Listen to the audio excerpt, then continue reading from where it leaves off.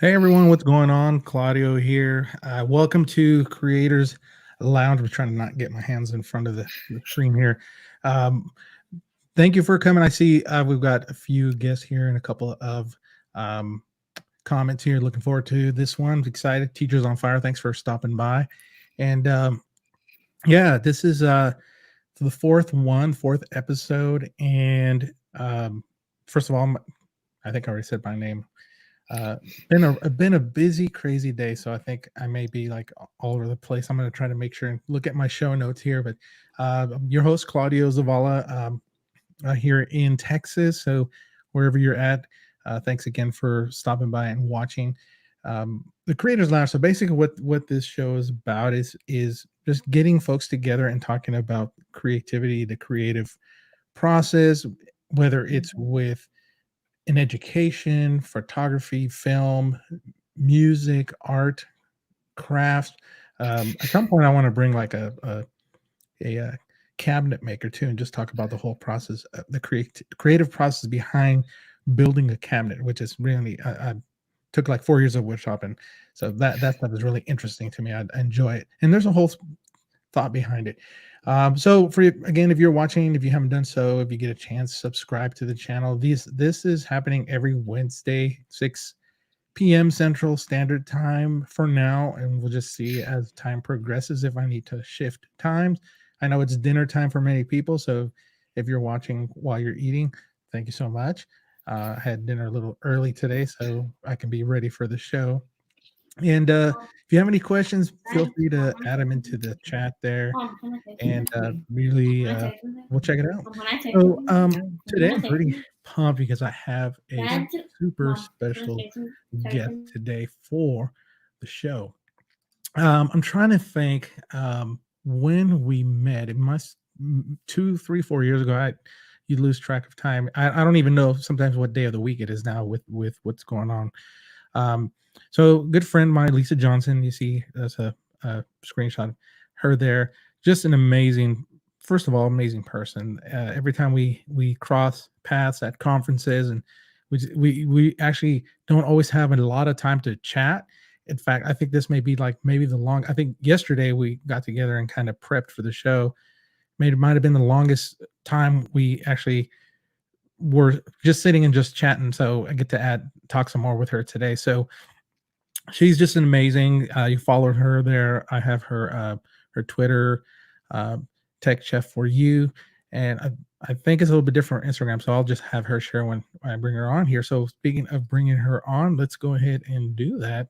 Hey, Lisa, what's going on? Welcome to the show. Glad to have you. Thank you. Thank you.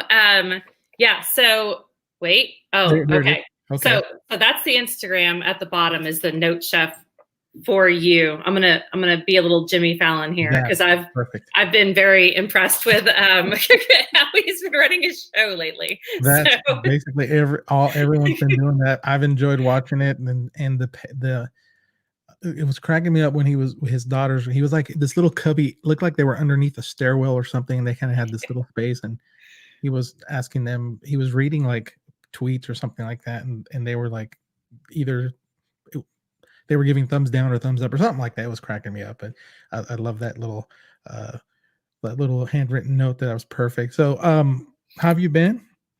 It's like everybody else. We've been doing virtual remote learning for 8 weeks now, I think. We're, getting towards kind of the culmination of this year, which has been very odd and strange. And,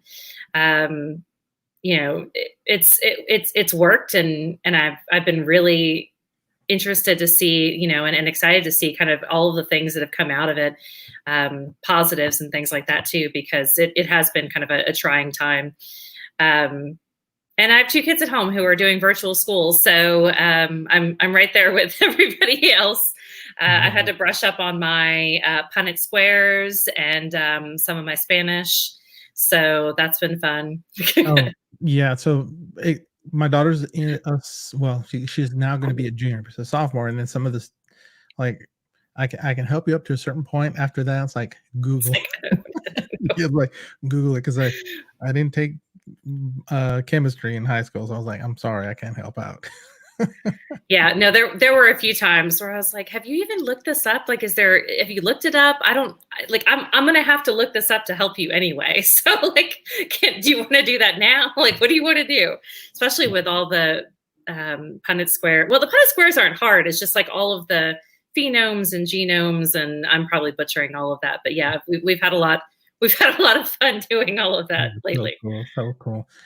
Yeah, I mean, it's just been like you said, 8 weeks, and you start to lose track of it. Like today, today's Wednesday, today's a show. I have it on the calendar to remind me, but there's times where it's gotten to that point where is today Saturday, Sunday, Monday? What, I don't know what day it is. It's the same day or whatever. Are you feeling the same thing? Yeah, like it's kind of funny. So there have been a few days where I was like, it's not Thursday yet, or this should be on tonight, it's not on tonight.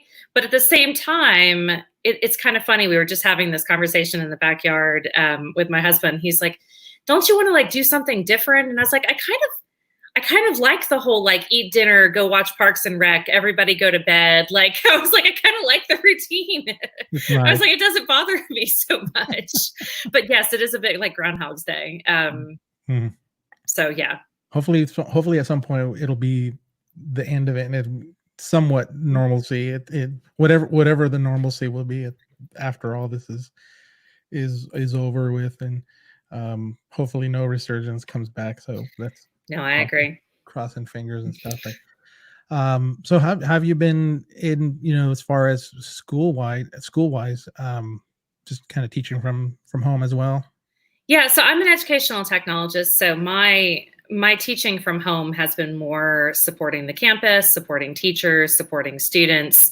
This past week has really been helping our seniors, because typically we would go into the classroom and we would kind of explain Google Takeout to them, and kind of how they can transfer over their content and all of this. And obviously we are not face to face with any of them, so it's all been kind of remote sort of information that we're sharing out with them, and kind of preparing for kind of the end of the year. Plus all of our summer professional learning will be online. And so I've been preparing, online courses for digital wellness, and kind of figuring out what all of that's going to be. And so, yeah, that's really been what May has. And I'll give a shout out to not only Teachers on Fire, but also Charlotte. Yeah. She just said hi to you. I'm saying hi back to her. Yeah.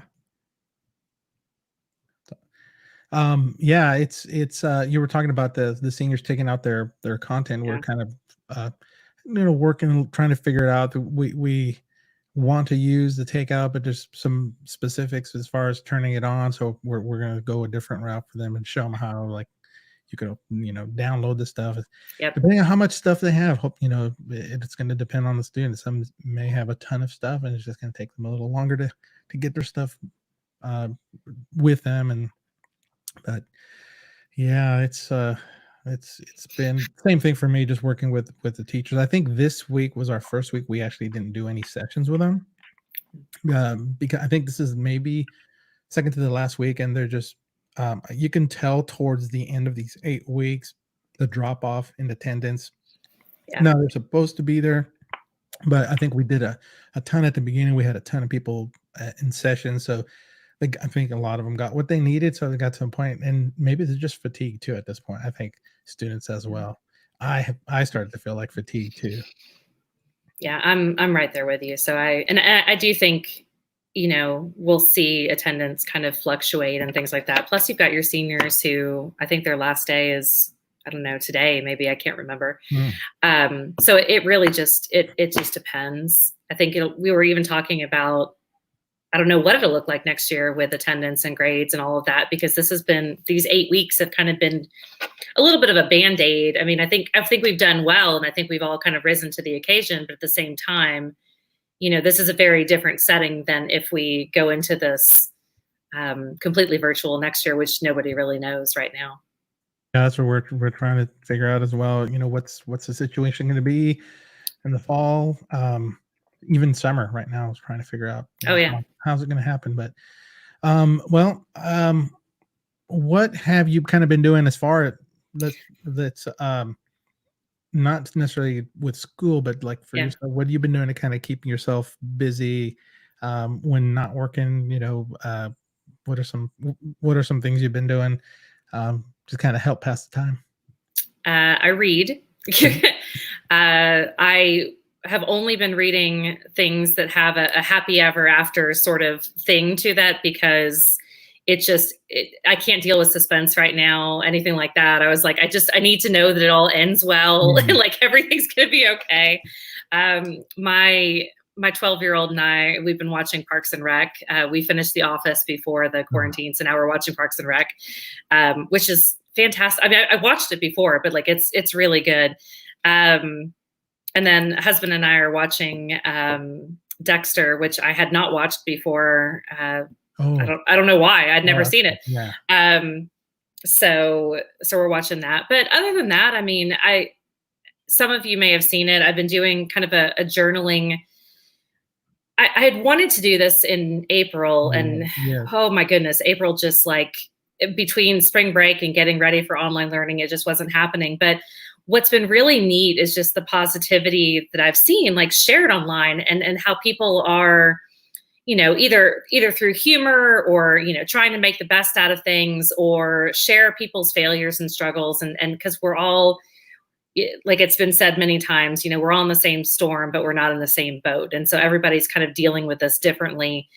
And so what I decided to do is I just took a lot of the social emotional learning stuff that I've been doing for years, a lot of the executive functioning, because I would venture to say that a lot of you who work with students, that executive functioning piece has definitely been amped up quite a bit. And I think the reason being is that we've had to deal with, normally you were able to like, hey, how's everything going? Touch base. You could easily. Oh no. Sorry. That's okay. We clicked the wrong one. Go ahead. Okay, I'll go back to my executive functioning. Yes. So, executive functioning skills being really important because, whether you have kids who are on the spectrum or whether you have kids with learning disabilities or whatever, those are the kids through this whole virtual learning. A lot of times those are the kids who struggle with the, the organization, the time management, the distractions, things of that nature. And so that's been something that's been kind of heavy on my heart. The other thing I'll mention is just mental health. And I think that all kind of ties in. May is, mental health month. And I talk about my own mental health and struggle with anxiety and depression, which none of this has really helped a whole lot. In many ways, it's amped up things. Yeah, so you can see if you go to Twitter, there's more on Twitter than there are on Instagram, but there are some on Instagram as well. And you just search creatively productive, which is trying to find my camera, is the hashtag for all of this. Yeah. And that's been really like, it's been uplifting. Cool. It was one of these random ideas I had. And I said, I'm just going to come up with a journal entry for every day. I'm going to make a calendar. I'm going to put it out there. And if anybody cares, cool. And if not, then I made something I was happy with. So I had shared it out in a few Facebook groups and different things like that. And people thought it was an excellent idea, wanted more information on it. So I said, you know what, let's do this. I contacted my publisher, which is Dave Burgess. And I said, hey, do you want to run this in conjunction with Journal Lab? Because they've also recently this year put out their journal like a pirate, which is essentially, there's some really cool ones. These are amazing. They're really cool. I had no idea if anybody was going to participate or not. And what's even more interesting about all of this is I've gotten to know people through this. It kind of feels like this collective where everybody's, that one's mine, sharing, like we're all kind of in this together and dealing with these sort of things together. And so, there's different prompts. Some of them are creating like an energy tracker. Some are a mood tracker. Some are talking about things you can control, things you can't control. Yep, that one. Yeah. And, especially when we're dealing with kind of getting back into this, and it's like you can't control people wearing masks. You can only control how you're dealing with this and how you're interpreting it. Pandemic playlists. I kind of took a lot of things from bullet journaling to social emotional learning to mental health, all of those sort of things. And yeah, it's been really cool. So I have tried to respond to everybody's that's been shared. I'm probably a day or two behind on some of these, but I've tried to kind of connect with everybody. And you can see just by scrolling through these, what's really cool about this. Some are analog, some are digital. They're different apps. People have interpreted them in different ways. And so really the prompts themselves, they could be used with students. Like they're not anything that would be inappropriate. And in fact, I'm looking at probably tailoring this just slightly and offering it again in August, especially since we know, well, when we know, whatever that'll look like. But yeah, so they had, make a list of everything you set alarms for. I just took a bunch of different things and kind of put them into one. And I really had no idea if anybody was going to participate or not. And so it's been really cool. Like there's entire blog posts. They did cartoons. I think that was music. That was their quarantine playlist. Oh, that was, what was that? Completed? It might have been like a cartoon of your day, I think. So it's and if you'll go down, this one is with Bunsey. And so hers are like all interactive. It's been really cool.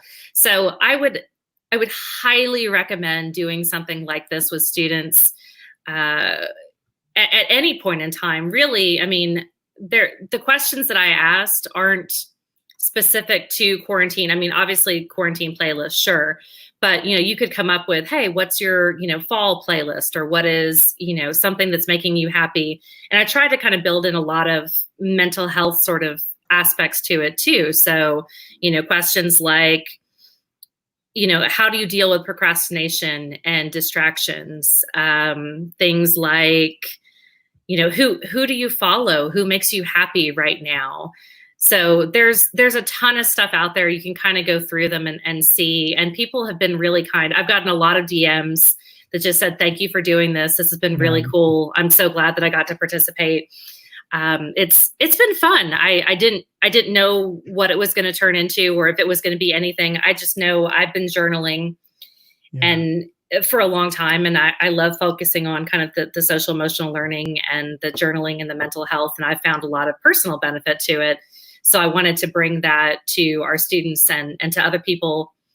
And the other thing I'll mention too is the cool thing about this is if you do some sort of like 30-day challenge, whatever it is, because a lot of these are kind of being offered and there's a lot of like cool stuff that's happening online for free right now. I think the cool thing about this is you may not like all of the day's prompts, and that's okay. But if this is something you're doing, then you kind of get a feel for, oh, hey, I like to journal, during this time of day, or I really like to journal with this tool, or I really like to journal when it's a list, or I really like to journal when I use Bitmoji, or whatever it is. So you kind of pick up a practice and figure out what things are going to work for you, and obviously what things you don't like, and that's okay. Mm-hmm. Yeah, it's when you started. So I follow. We follow each other on Instagram and Twitter, Facebook as well, and I see them on Instagram, and I just thought these are just so cool, and to see what people are sharing, I think it's very, by writing something down like that, I think it gets, first of all, someone really being able to share what they're going through, and it may be therapeutic for them too as well to write it out and share with others, and and always with putting yourself out there, that risk, but at the same time, for the most part, all the comments are great and people are so supportive. So I think it's so cool, and I'm kind of excited to hear you're gonna think about doing it again. So definitely would. When you plan it, I'll definitely see when you post it, but like I think I'd maybe share it with groups that I'm also part of and see if they can jump onto it and really just, again, like you said, it's something that there may be some prompts that more you can relate to more than others, but I think still just amazing. Just so creative that you did that. I think it's so cool. Well, thank you. And I'll also say, I think there's a stigma or kind of a misconception about journaling too. People think, oh, it has to be, paragraphs, or it has to be this or that or whatever. And I really wanted to show, no, it doesn't. It could be something that you finish in 5 minutes. It could be a list. It could be a drawing. It's more about just processing this time that we're all dealing with. Yeah.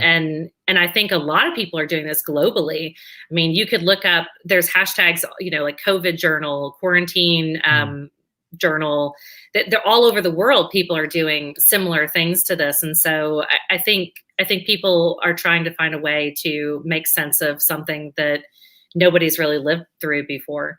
Yeah, I think that was early 19 something, whatever that was. So if you're still alive, oh yeah, Yeah. that's Yeah. amazing. But yeah, I think I start to think how, 2-3 years from now, when we look back at this and, in the rear view mirror, but at the same time, you're like, you remember that time?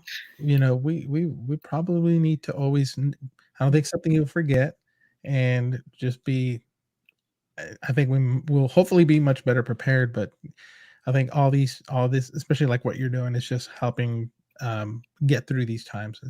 It's a great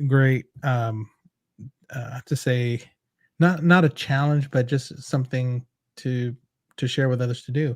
So I shared your hashtag creatively productive, and so speaking of creatively productive, um, I was looking at, actually, I'm going to actually share this image here so that people can see. Um, she wrote this amazing book, and I've actually, I had looked at, so I have like the digital version of it. Oh yeah. Like I think I got like the preview, like they let you see the preview, but I like getting the book because eventually I want to have you sign it. So that's why I also get the book. But I've just been diving into it. Few sections that I put some stickies on because I do want to talk about that. But I think this is for those of you who just saw the book there, creatively productive. These are like essential skills for tackling time wasters, clearing clutters, succeeding in school and life. I think something that all of us can do. So just tell us a little bit first, like how did this come about, the book, and just the whole creatively productive, the hashtag. Yeah. You got to copyright that now. Sure. Yeah. So, I mean, as I kind of mentioned earlier on, I work at a high school. I've worked at a high school here in Austin, Texas for 8 or 9 years now. And so, when you work with secondary students, there's just certain things that you observe, and there's certain trends that kind of start emerging. And what I was seeing was I was being called in more so to be working with our counselors and our academic interventionists for things like digital organization, and for things like time management and note-taking skills, and goal setting, and those sort of things that are very kind of social emotional learning, soft skills. And what's really interesting about it too is, even if you're looking at the top trends of what type of skills are people wanting for people to have when they're moving into a career or a job or whatever, and a lot of those things are those executive functioning skills. And I don't know if it's in the past 10 years we've moved so far into digital. I don't know if it's just the nature of the beast. I don't know. But what I did know was these are things that students, now that they're so exclusively in a digital realm, that they just weren't getting with Fidelity. And so I kind of, as I was going through and doing all of these different ideas and different resources, my big thing is I want to always, kind of connect to college and career readiness skills. I think that's really important, especially working at a high school. And so one of the things, in addition to kind of pulling together all the resources that I was using with students, I also ended up polling, a lot of people in other professions that are not in education, because I wanted to know, are these skills really important, or is Lisa just like making up things that might be fun? I was like, hey, is this actually, something that is valuable beyond, our K through 12 education. Yeah. And what I was finding was, yes, these skills are incredibly important.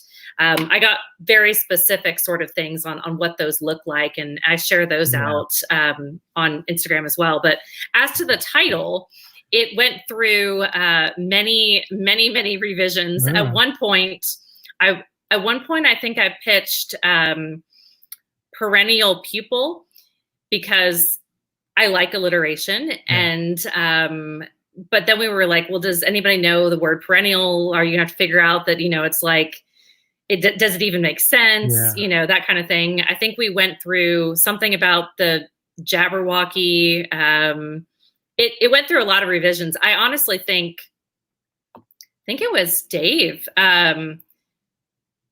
who had suggested creatively productive. We had kind of gone through, and he's amazing with kind of the naming conventions of things and making things kind of stick.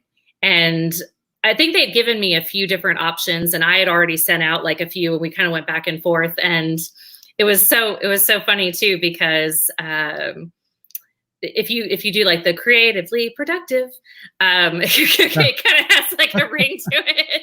I think that's the first time I've ever done that, but live specifically, but it kind of had a fun ring to it. It was something that you kind of understood both of those words.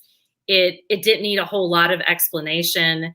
And so that it just kind of stuck. Yeah. It's I'm going to pull this, Teachers on Fire. You're talking about that journaling, so cathartic. Yes. And we were talking about that earlier. One of the sections that I kind of was the first two that I kind of looked at, was when you're talking about planners, and note taking. So I want to first about planners, and actually I want to share this with you because this is like, first of all, because I'm so proud of what my daughter does. And she is super organized. I want to say she got that from me, but I don't know if I can hope she did. But so let's see if I can. So she's gotten, and she's got this journal, and I don't remember when she picked it. I think back in December. I mean, she's like doing all this stuff. Like she's got her, and this is crazy. When she showed me this right here, that'll focus or not. That's her handwriting. That's all her. Because this is like this is like her. It's so pretty. And so I buy her all these pens that are like super like, they're artistic pens. Type of pens. I got to get this pen. Why won't you get this one? I need this one. I mean, this is like crazy, in good crazy. I mean, it's amazing. I love the trend. I asked her. I said, "Can I share your bullet journals?" What she calls it. She goes, "Yeah, but share April because that one's more complete." So she's got April right here, and when I saw this, I thought of you just because of all the stuff you were sharing, and then when I was looking at the book, talking about just the journaling and stuff, and she's got a mood tracker. And it's just like when I saw it, I was like, did it already come like that? And it was like, all this time, soccer meetings, our birthday things, and I'm just like blown away by. I was like, okay, we need to digitize this and like, sell your little journals. I was like, Dad's already thinking, hey, you can maybe buy a car eventually with that, but I think. The planner, and then my wife uses, like, not this year, she did last year. She had a digital version for her iPad. She picked it up somewhere. Just being organized. But when I was looking at your chapter about with planners, and it just made me think of that journal. In fact, like during the show, as I was like you were talking, I was like tweeted or texted her, "Hey, can I share your journal?" And I was hoping she'd say yes, and she did. So, just want to thank my daughter for letting me share her journal. The other section was note taking, and I want you to maybe talk a little bit about the note taking specifically, and for the viewers, and if you're not familiar with you talk, I think, a little bit on sketchnoting and as far as taking notes and the non-traditional way. So maybe if you could talk a little bit about that. And I mean, I can't wait to like just dig in more to it, but maybe just talk a little bit about that section there, the Yeah. note taking. Well, it's funny because I start off with a personal story about, there's a tweet about note taking, we don't need to do this anymore. And I always push back on that. I'm like, no, we don't need to regurgitate what everybody says. Like, obviously, we have, things that are far more accurate than I could ever be at note taking. But if you're really note taking, there's a lot of research behind, how you take notes, how you organize the notes, what you do before the note taking, what you do during note taking, what you do after note taking. And, working again at a high school, I had done some polling, and I couldn't even tell you that there were very few classes that didn't take notes on almost a daily basis. And it was a skill that really wasn't being taught in a broader sense. Like, it might be taught, okay, you're in an English classroom, you're going to use Cornell notes for this specific assignment. And then, you're in a science classroom and you're going to use a mind map for, eukaryotes and prokaryotes or something. Funny thing is that actually came up on Dexter recently, and I was like, hey, I know what those words are. And I was like, yes. It was on season 2, but I digress. So what I ended up doing is I always look to kind of college and career. Okay. And there's, I think it's Thomas Frank. He has a whole YouTube channel, and he does a lot of this sort of stuff. And I think it's 10 study skills or something to get better grades. He has got a free book and all of that.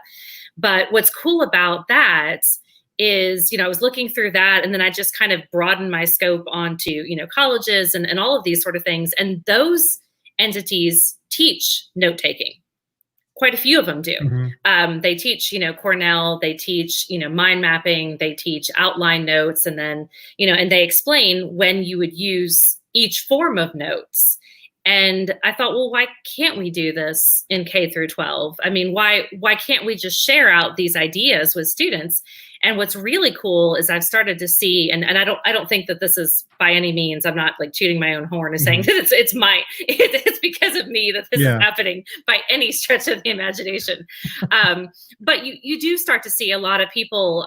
I just think it further promotes the idea that this is important. You see people talking about note-taking skills and teaching different note-taking skills, and how you interact with a TED Talk, or how you interact with a podcast, or, just how you remember things. Yeah. And I think also that has to do with the fact that we're constantly being barraged with all of this information, in every single media, that at some point you have to kind of figure out how to make sense of it and what you want to do with it. And it's not possible to keep that all in your head. So that's kind of what that chapter is about, is I start every chapter with the why. I think it's really important to say, why should anybody care about this? Here's the research. This is why it's important. Not only, the outer research, but also my own research. And then, here are the examples, and these are things that you can do with them, whether you're working with students, whether you're working with, adult learners, whether you're working with staff, whoever your audience is. Note-taking is kind of something that I think is really important. And, it's interesting too, like even with the sketchnoting stuff, and I mentioned that kind of briefly because it's not considered, like a true note thing. Oh yeah. Sorry, I got it. I think I pulled out my. So sketchnoting is a relatively new sort of form. I mean, yes and no. There's a lot of things that kind of flow into it. But it's interesting. Like I went to this women's success thing here in Austin, and I was doing sketchnoting, and I would say the vast majority of them hadn't seen it. So it's something that you kind of see in education, and you kind of see in certain business realms, but you don't see like beyond all of those things. Like it hasn't just, kind of cut across all of those realms. And so it's kind of interesting to adapt these skills and kind of figure out when these skills make the most sense, and share them with students. A lot of times students just don't know where to start. Yeah. And once you give them the foundation and explain those things, then they feel a lot more comfortable doing that. No, I think it's, myself growing up, I was a doodler. even in meetings, I'll sit there and I'm doing shapes and just different things. But I think I can recall back when I'm, and I'll write words down, just keywords, but I'll have some doodles around, and I can go back and look at it, and I remember what was being spoken about, what we were talking about at that point in time. And but I think it's like, I would say, kind of when you were talking about like all the information that's going out there, I see it as, like, for me, funneling it down and then Yep. just getting it, and just these key things. And if we work with computers and stuff, and getting computers to students, I may just like doodle a kid with a computer, and I remember what that's about, where, okay, we got to get these computers ready for the students for next year, whatever it is. But yeah, it's so many different ways. You're talking about the Cornell notes, and it's weird because in high school, I don't know how old Cornell notes are, but I don't remember ever being taught about Cornell notes. And so when I started teaching, I heard people saying, I was like, what is this? I was like, okay, let me see that. Oh, interesting. But yeah, just a way to retain that information. Because yeah, you're right. We, not just adults, but students, everyone is bombarded with information. You just got to kind of filter it somehow, and in a way that you can remember it. So, so with summer coming up, and then, like, my daughter's officially, I think Friday she's done, but not yesterday or Monday she turned in her last assignment. She goes, I'm done. I said, well, she goes, I'm going to throw my stuff in my backpack. I said, just wait till like wait till you're officially done before you throw all your stuff, just in case. Just like, oh, I shouldn't have thrown that away. But summer's coming up, and I think even now a lot of parents were struggling with, like, okay, we're done with school, but now what am I going to do with my kiddos? Well, daycare places aren't open. A lot of them are still shut down. So what are some creative things that you would suggest for parents and educators who have kids at home and working with groups of kids, with students, or even their own, that they can do to it's like, be creatively productive during the summer? What are some tips you would recommend? Well, I'm going to speak more for the secondary than Okay. Yeah. the little ones, That's since mine perfect. are It'll help me for my daughter. since mine are a little older. Yeah. Um, I do think the journaling stuff that I kind of shared, I'm working with Carrie, actually, we're doing some sort of like doodle challenge or things like that over the summer as well. So I think little things like that to just kind of commemorate what's happening. It doesn't have to be, anything crazy, but I think those are important. Something my husband and I were talking about, because I honestly don't know. I didn't book any summer camps because I wasn't sure what was happening and if they were going to be open and, that sort of thing. So I'm going to have 2 boys at home as well. Yeah. So we were talking about, coming up with something every day. So it might be, Monday and not that it has to be the entire day, but like, we know that Monday is puzzle day and we're always going to do a puzzle on Monday, or Tuesday is, game day, so my husband built an arcade, from scratch, from scratch.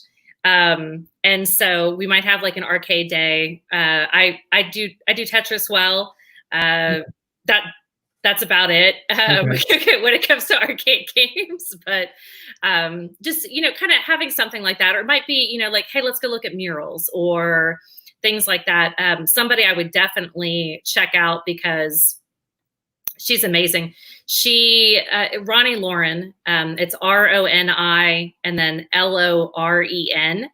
She does this whole thing with Screen Free Summer. And I'm not here to preach screens or not screens. Like that's that's not it at all. But she did a whole Screen Free Summer, and she had all these different ideas that she came up with to do with her son. And, she's got kind of a whole sort of reflection based on it as well. She is a romance author, and I think she lives in Dallas, but she's amazing. A lot of her books are written here in Austin, which is kind of cool. But I got to meet her at Book Bonanza, which unfortunately, for obvious reasons, was canceled for this year. But I got to meet her, and she's fantastic. And she talks a lot about, what she does with her kiddo, and how she kind of manages the summer as well. And I also think, so this is something I'll put out there for any of you, and this is something I struggle with. So if you have ideas for this, but I think it's something to really be mindful of, is especially if you have kids who have special needs or are on the spectrum or anything like that, you really do have to have a more of a schedule. You have to have like, hey, from 8 to 10, we're going to do this. And from, 10 to 12. And yes, there's flexibility, but they thrive on needing that kind of routine. And so whatever that is, whether it's, hey, you're going to have 2 hours of technology time, and then there's going to be an hour of reading, and then we're going to take an hour walk, or whatever that is. But it's something that I think is really important. And I think it's something that we kind of have to keep in mind, because while sometimes, it's okay for us as adults to not necessarily have a plan, for kids, especially kids who deal with special, sort of those circumstances and the executive functioning, they really do need to have kind of that in place for them. And it helps kind of alleviate the stress of, what are they doing all day? Oh, those are great. We tried to do, well, I say we did when Corona, when the whole shutdown happened. I was like, oh, well, let's go by. We had one night of Scrabble, and we played for about an hour and a half, and then we do other stuff. We go walking and stuff. I was like, okay, we need to pull out the board game, but we got video games too as well. But yeah, I think your tips are great. Journaling, doing dedicated certain times, and in routine, having the schedule. I think that helps, because otherwise, I know some people. I know my kids will just sit there and watch Netflix or something, and no new shows coming up right now. So that's kind of like, it's like there's just a bunch of old shows. We can go outside instead. But well, and it could even be something like brainstorm it together. Like it's funny. There's certain things that had I not asked my kids, I wouldn't have thought, oh, you want to do this? Like, okay, we can definitely do that. Yeah. And so just, make a list and say, oh, I want to watch these movies, or, I want to go to the park, or I want to go, whatever it is. And that way, it's kind of a joint family sort of plan. So it doesn't just feel like mom and dad are making me get out of the house because I'm playing too much GTA or grinding on GTA, which is the new term. The what? The what was it? Grinding on GTA. Yeah. Yeah. My kiddos jump on, and even my 22-year-old, he'll jump on Minecraft, and they'll sit there, and which is really neat to hear a 22-year-old and a 15-year-old having a conversation about Minecraft. Is fascinating. The houses, and they was like, oh yeah, we're visiting yesterday. They were saying we're visiting Twitter's island. I was like, Twitter's island? What are you talking about? Yeah, Twitter has their own gaming, and they created an island. People can go visit Twitter Island. I'm like, really? Wow. Okay. So it's really, really, really neat. So I can't believe we have been chatting for like almost 40 minutes. Amazing. Like yesterday we were chatting. That's probably looking for, I think I don't even know what the longest session I've had, but when you start talking and just you're passionate about the content, it just time flies. So those of you still listening, super awesome. Thank you. And it's like holding you off for dinner for some folks if they're watching, waiting for dinner, or maybe eating dinner while watching. But so speaking of like you mentioned some of the shows and great ones. I think Dexter's a cool show. I enjoyed that one myself. But what are some inspirations maybe, or some favorites that maybe have influence on you?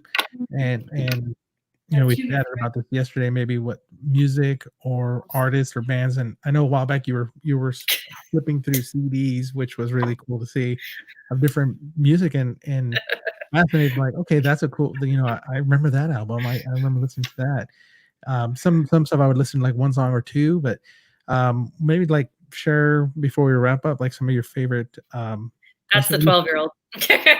Oh. Decided to come in. Yeah.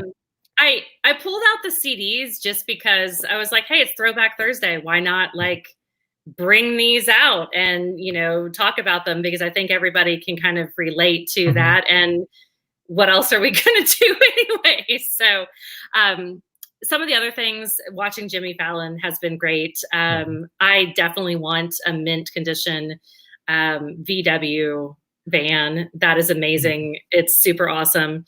A lot of bands, we were talking about this earlier, a lot of bands have been doing, because they can't tour right now, Yeah. have been doing virtual concerts. And so I always think it's really important to support the bands that you love. And Blue October is one of those. Awesome. They're relatively local, although I think they're all over San Marcos, Houston. It depends Okay, on cool. Austin. But they've been doing, with Stage It, I think they've been doing these like virtual, like, we're just going to play this entire album, or we're just going to play the singles or whatever. And it's like $7, or, you know, you can pay whatever you can, minimum $7, you know. And so that's been really cool. We've been doing that and kind of supporting the bands that we love. Other things that are really cool are the weird home tours. Okay. So the lady who runs these, she's here in Austin. She owns Urban Betty, and her husband own this weird home tours. They actually have a book that's out, the Austin Weird Home Tours, which is cool. But what they've started doing, and they have some here, they have some in New Orleans, they do tours in Houston, and it's just like eclectic, like homes, just all kinds of like really cool stuff. But they've been doing virtual tours now because obviously we can't go, you know, see these. And then, you know, Holderness and Doodad have been family, you know, just wonderful for just enjoying, you know, like humor and things like that. And then I'll leave you with Austin Kleon and Colleen Hoover. Both of those are fantastic authors. I follow both of them on Instagram, and just how they're dealing with things, their humor, what they're putting out into the world. I think moving forward, you know, there's certain things we can control, and there's certain things we obviously can't control, but we can control what our input is, and who we're following, and that, those sort of things. And so I think, you know, trying to kind of fill your cup with things that are positive and inspirational and creative and things like that is really important anytime, but obviously right now as well. Yeah, that's for sure. And you mentioned author Austin Kleon. I was like, yeah, he's I did a little work for Matt Miller a while back, and Oh you yeah. can follow Matt Miller. Everyone look him up on Twitter. It's amazing. But he had done his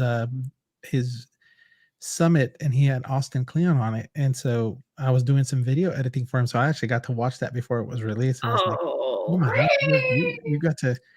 So I like listened to the whole thing as I was editing the video, and it was like, oh my God, I'm like editing his interview with Austin Kleon. It's so cool. And if I subscribe to his newsletter, and so when I get those, it's really neat to go through the different things he's talking about, and he's just amazing. So if you don't follow Austin Kleon, you should.